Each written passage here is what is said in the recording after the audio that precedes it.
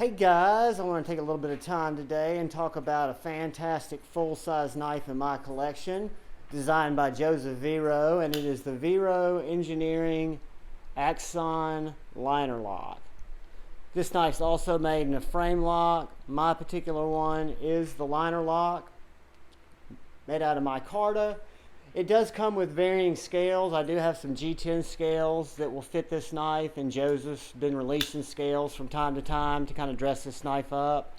But it is, like I say, a full-size knife. Gives me full 4 fingers on the handle. It's a kind of a Wharncliffe, Sheepsfooty Wharncliffe blade with deployment slots in both sides of the blade. It's also a front flipper, but I prefer to just get in those deployment slots.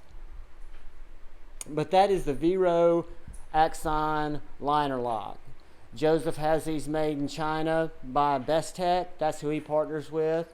And there'll be some more information in the description about the specs of the knife and about Joseph Vero and Miss Vero's, Michelle's history in making knives. So let's take a quick look at some size comparisons and see how this knife compares in size to our Formax Scout. Blade's a little bit shorter. The handle's a good bit shorter than the Formax Scout. And our wee baby banner, it's going to be a good bit bigger than our wee baby banner.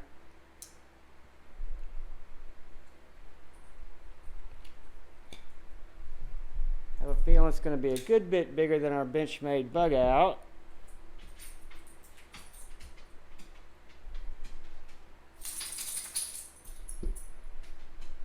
Coming in about the same size as the Paramilitary 2.